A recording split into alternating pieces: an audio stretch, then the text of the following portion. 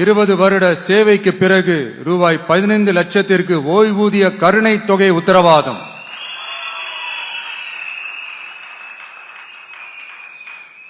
ஒப்பந்த ஆசிரியர்களுக்கு 5 வருட தொடர்ச்சியான சேவைக்கு பிறகு சம ஊதியம் மற்றும் தாமாகவே பணி நிரந்தரம் ஆகுதல். 9வது தமிழ்நாட்டின் வளர்ச்சிக்கான உத்தரவாதம். அதுல தமிழ்நாட்டின் வளர்ச்சியின் பொற்காலம் என்ற நோக்கில் 2036க்குள் 1.5 டிரில்லியன் பொருளாதாரம், குறு சிறு மற்றும் நடுத்தர நிறுவனங்களுக்கு MSMEs ரூபாய் 15,000 கோடி சேஃப்டி நெட், மின் கட்டண நிவாரணம் மற்றும் 50 லட்சம் வரையிலான மேம்பாட்டு நிதி. அனைத்து பகுதிகளிலும் முழுமையான வளர்ச்சியை உறுதி செய்ய ஒவ்வொரு மாவட்டத்திற்கும் பிரத்யேகமான ஒரு மாஸ்டர் பிளான்.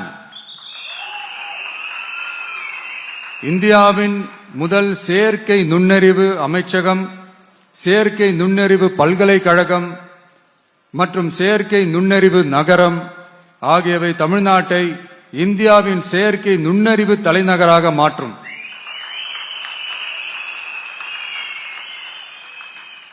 அனைத்து முதலீட்டாளர்களாலும் மிகவும் விரும்பப்படும் முதலீட்டு இடமாக தமிழ்நாடு மாறும். 21 நாட்களுக்குள் வணிக உரிமம் உத்தரவாதம் மற்றும் தமிழ் புலம்பெயர் முதலீட்டிற்கான தனி சிறப்பு கொள்கை. 10வது நேர்மையான நல்லாட்சிக்கான உத்தரவாதம்.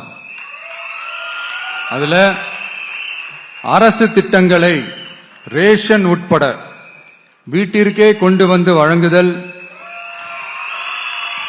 எக்காரணம் சொல்லியும் யாரையும் விலக்காத உத்தரவாதம். ஒவ்வொரு அரசு சேவையும் சாதி சான்றிதழ், நிலப்பட்டா, பிறப்பு சான்றிதழ் போன்றவை குறிப்பிட்ட காலக்கெடுவிற்குள் சட்டப்பூர்வமாக வழங்கப்படும் என உத்தரவாதம் அளித்தல்.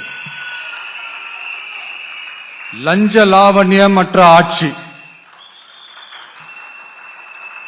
பொதுமக்களால் நேரடியாக எழுப்பப்படும் பிரச்சனைகளை விவாதிக்க சட்டமன்றத்தில் ஒரு சிறப்பு நாள் ஒதுக்கப்படும்.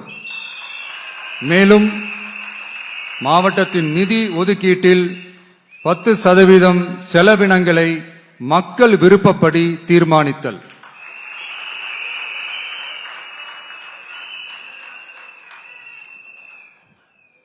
இந்த விஜய நீங்க